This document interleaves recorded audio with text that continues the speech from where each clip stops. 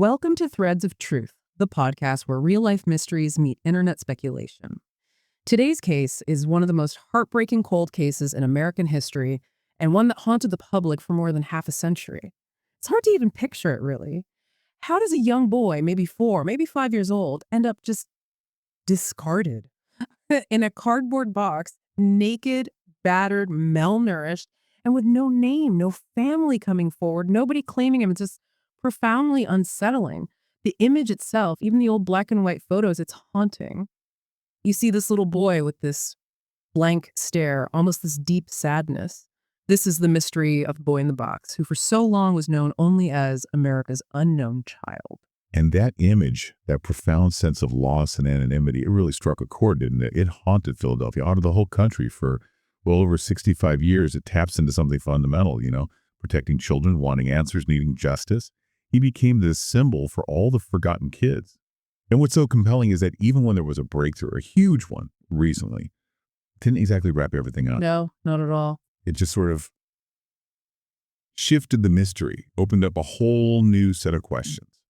It's not just about the cold facts, it's about the ripple effects, the emotional weight of it all, and how technology finally played a role. Right, the human side of it and how a case can just refuse to let go. So let's go back to the very beginning, the discovery. We're talking February 25th, 1957, Fox Chase section of Philadelphia. And Fox Chase back then, this wasn't like it is today necessarily. It was more wooded, a bit remote. Yeah, exactly. Sort of the edge of the city, lots of brush, places people wouldn't necessarily go unless they were, say, hunting. Which is exactly how he was found. It was a hunter, wasn't it? Out setting traps for rabbits. Just a normal day for him. Completely normal day.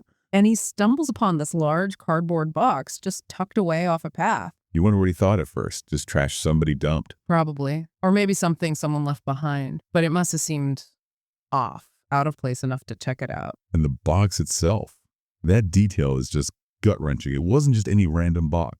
No, it was identified pretty quickly. Yeah, it was a JCPenney box, specifically one that originally held a bassinet. A bassinet. Wow. The irony is just staggering. A container meant for a newborn, for safety and warmth. Used for the complete opposite. It speaks volumes about the callousness, doesn't it? Absolutely. It screams intentionality, cruelty. This wasn't an accident someone was trying to hide. This felt calculated. So they opened the box. What did they find inside? It was, well, exactly what you dread. Inside, wrapped in this old, kind of threadbare plaid blanket, was the body. A small boy, completely nude. And the condition, it told a story immediately. A horrific one. He was severely bruised, all over his body. Clear signs of a terrible beating, significant physical trauma. So not just neglect, but active violence. Definitely active violence. Yeah. But there was also clear evidence of malnourishment, severe malnourishment.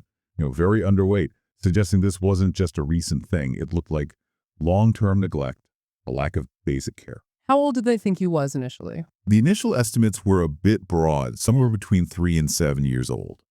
Later on, forensics narrowed it down, and eventually we learned he was exactly 4. 4 years old. And he weighed only 30 pounds. Just incredibly small and underweight for a boy that age. Devastating. Any other identifying features early on? Well, his hair was short, and it looked like it had been cut recently, maybe crudely. That didn't give them much to go on initially, though people later theorized maybe it was an attempt to disguise him or clean him up. But the really distinctive things were the scars. He had several surgical scars. Surgical scars? On a child that young and seemingly neglected. Exactly. That was puzzling. There was one on his groin, maybe hernia repair, maybe something else. Another on his left ankle, and a smaller one on his chin. Those scars must have stood out. They became key points of interest, definitely. Things investigators hoped might lead to identification, and later, things that fueled a lot of the theories. They hinted at some kind of medical history, right? Which just adds another layer of mystery. And then there's the description of his face. Yet that's the detail that really sticks with you. The reports, the sources, they describe this blank, distant stare and a look of profound sadness. Chilling. It's an image you can't unsee once you hear it described. It really captured the public's imagination and their horror, and the response was immediate, wasn't it? Oh, absolutely. The press attention was massive. Front page news, radio, TV. They plastered his face everywhere. Posters, flyers.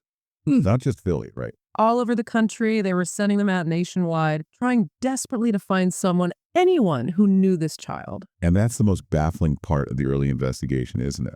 The silence. Complete silence. Mm. Think about it. A 4-year-old boy brutally murdered, abandoned like trash, Yeah. and nobody reported him missing. No parents, no grandparents, no aunts, uncles, neighbors. Nothing. It just didn't make sense. Police checked everything, missing persons, databases, schools, hospitals, social services. Zero. Zip. Nada. It's like he never existed in any official record. Which made the investigation incredibly difficult. They followed up on thousands of leads. Every tip, every possible sighting. They must have been overwhelmed with calls, surely. Oh, absolutely, thousands. They chased down every single one, talked to countless people, put out composite sketches, but every lead just fizzled out, hit a dead end. Just brick wall after brick wall. Exactly. No positive ID for the boy, and certainly no closer to finding who did this to him. That absolute void, that lack of any report. It almost suggests someone wanted him to remain unknown, doesn't it? It certainly points that way. Deliberate concealment, perhaps. And because of that silence, eventually they had to bury him. As a John Doe. Yes. His first headstone just read, "Heavenly Father, bless this unknown boy." Heartbreaking. And he became America's unknown child. A national symbol of, well, of the unknown, the lost. A symbol for all the other unidentified kids out there. In this case, it didn't just fade away. It lodged itself in the minds of the investigators, the public. It became one of those cases, didn't it? Philadelphia's most enduring cold case, maybe? Definitely one of them. It haunted people for decades. The not knowing. Who was he? Why did this happen? That lack of answers just kept the wound open. And that wound demanded attention, didn't it? People didn't just give up. No, absolutely not. The official investigation never truly closed. The Philadelphia PD revisited it multiple times over the years.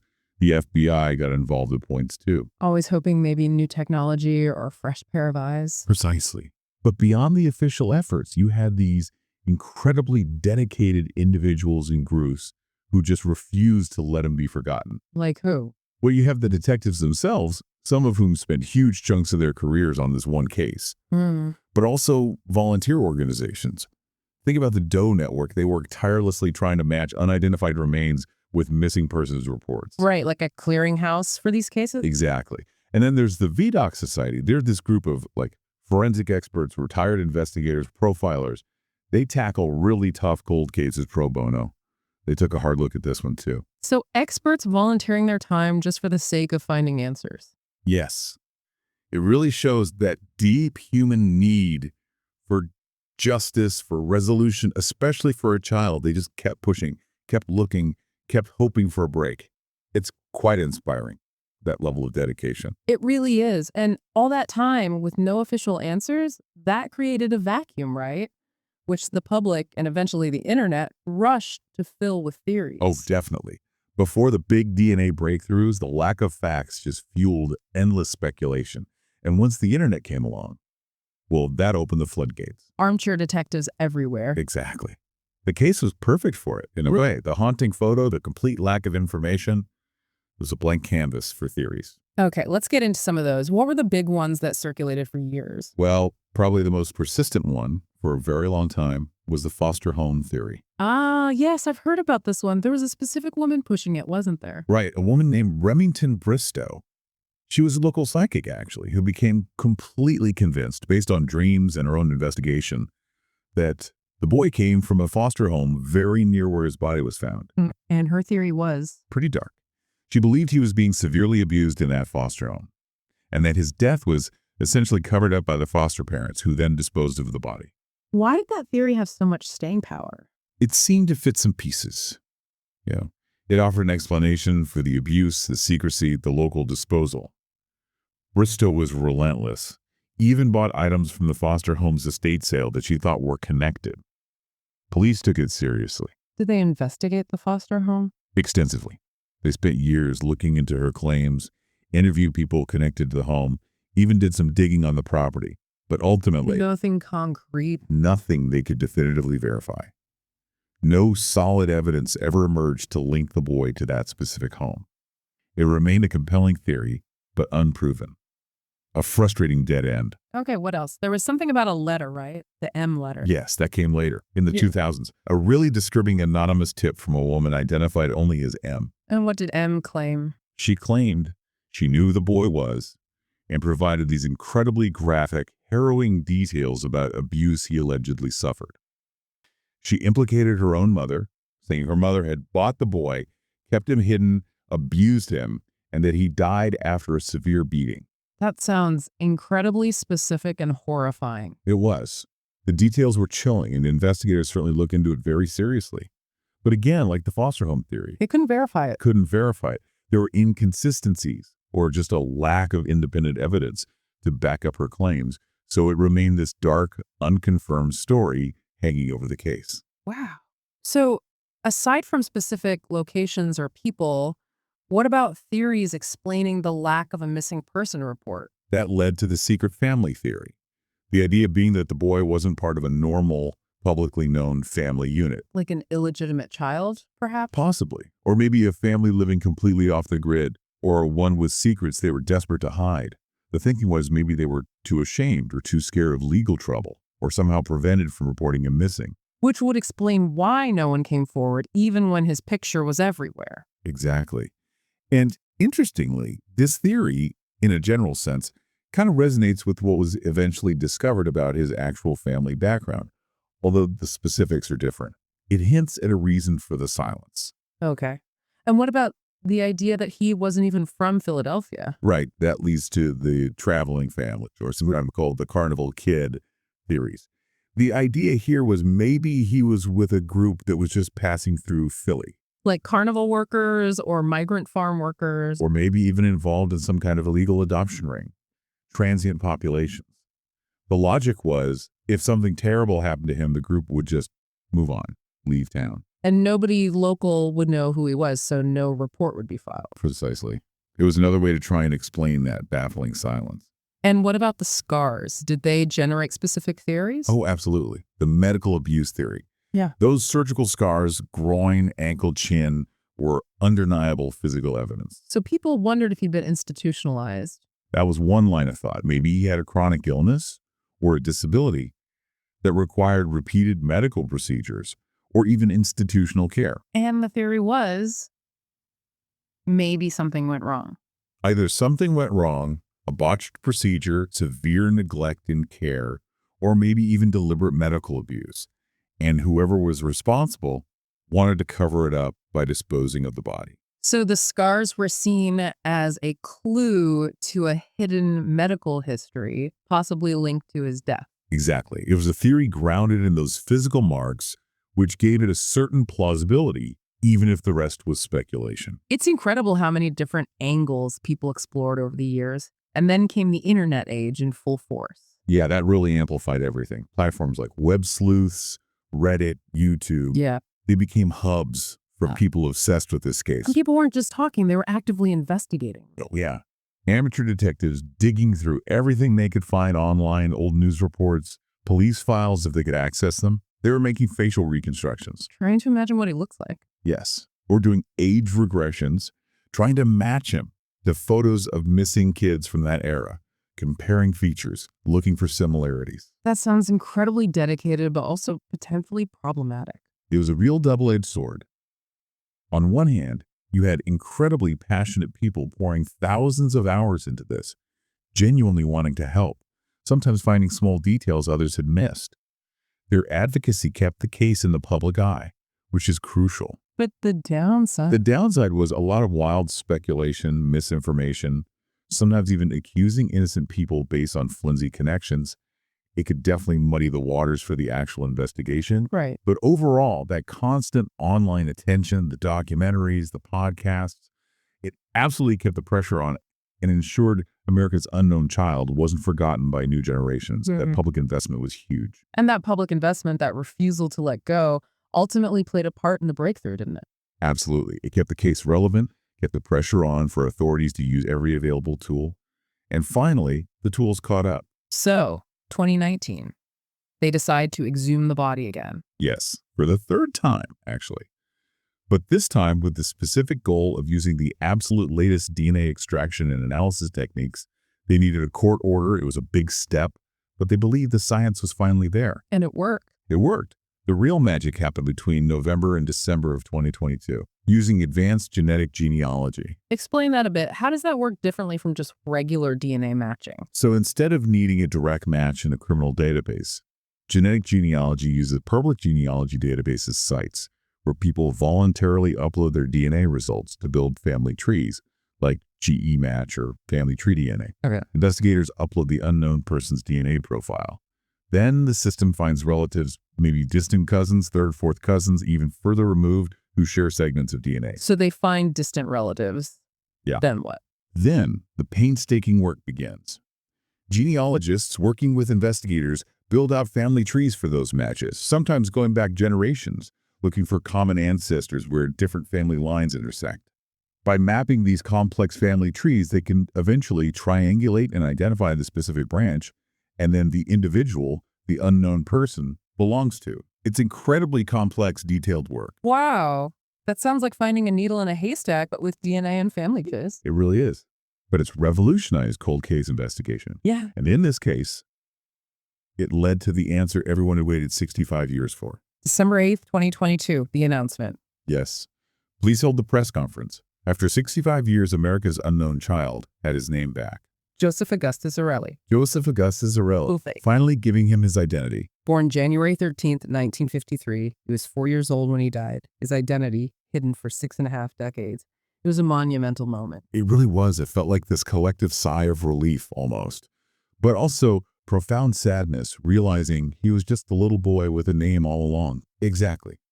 It restored his humanity, didn't it? From a symbol back to a person. What did they reveal about his family? They confirmed that both of his biological parents were deceased by that time, which obviously impacts the ongoing investigation. Right, key witnesses potentially gone. Exactly. They did identify living siblings from a family in West Philadelphia, but authorities have been very careful, very respectful of their privacy. Understandably, they likely had no idea.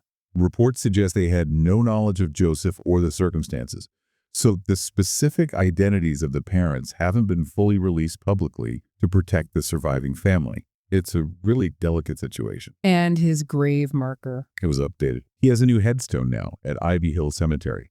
It bears his name, Joseph Augustus Zarelli, and has his picture, a final, dignified acknowledgement after all this time. So we have his name, Joseph, but that's not the end of the story, is it? Not even close. As you said earlier, the identification was this huge victory, a massive step forward, closure on one level. But it didn't solve the murder. Precisely. All the fundamental questions are still there, burning just as brightly. How did he die? I mean, we know he was beaten, but the exact circumstances. Who did it? Who was responsible for that violence, that neglect, and why? Why was he treated that way and just discarded? And no arrests have been made. No arrests. The person or people responsible have potentially lived their lives for 65 years with this secret. And the fact his parents are deceased, that makes the investigation now incredibly challenging. Immensely challenging. You can't interview them. You can't get their side of the story, whatever that might have been. It closes off major avenues of investigation. So it's like a whole new kind of cold case. You could definitely call it that. Investigators are now trying to piece together his life, his parents' lives, using historical records, maybe talking to older, extended family members who might remember something, anything. They're still using genetic genealogy, but perhaps now trying to build profiles or connections for potential suspects, not just the victim. It's shifted from who is he to who killed Joseph. Exactly. And that's a whole different and in some ways harder mountain to climb, especially with the passage of so much time. The search for justice enters a new, very complex phase. Does knowing his name, Joseph, change how we view the case, do you think? I think it absolutely does. When he was the boy in the box, he was, as we said, a symbol, an abstraction almost. Giving him his name back makes him real. Joseph Augustus Zarelli. Specific child. It focuses the tragedy, makes it more personal, maybe more urgent. It gives him back his dignity. It does. And it raises that question again, why do certain cases grab hold of us like this? Why did Joseph's story resonate for so long? What do you think it is? I think it's a combination of things. Our basic empathy, especially for a child victim, our need for answers, for order, for justice, and maybe just the sheer narrative power of an enduring mystery. We want to know the end of the story. And this case is such a testament to the power of these new tools like genetic genealogy. Absolutely. It's revolutionary for cold cases. It shows that even decades later, answers can be found. Technology combined with that sheer, relentless human dedication we talked about. And the role of the public, the online sleuths, even with the potential pitfalls, their engagement mattered. It absolutely mattered. Yeah. Keeping the case alive, keeping the pressure on, demanding answers. That public advocacy plays a vital role. It shows investigators and the world that these cases aren't forgotten, that people still care deeply. But even with his name, the core tragedy remains. A 4-year-old boy failed by everyone who should have protected him. Utterly failed. His death was brutal, his identity stolen for decades. It's a stark reminder of vulnerability and, sadly, of cruelty. The threads of truth are still being pulled. The search for the killer or killers continues after 65 years. A hunt for someone who might have been hiding in plain sight all this time. We can only hope that knowing his name, Joseph, will finally lead to the full truth and the justice he was denied for so long. It makes you think, doesn't it? What does justice truly mean when the truth arrives decades later? And is it ever truly too late to speak for the voiceless? Something for all of us to consider. Thank you for joining us into the case of Joseph Augustus Ciarelli. If this story moved you, leave us a review. It helps others find threads of truth. Next time on Threads of Truth, we shift from tragic fact to eerie photographic legend, the chilling mystery behind the Cooper family photo. Is it just a camera trick? Or a haunting captured in a family snapshot?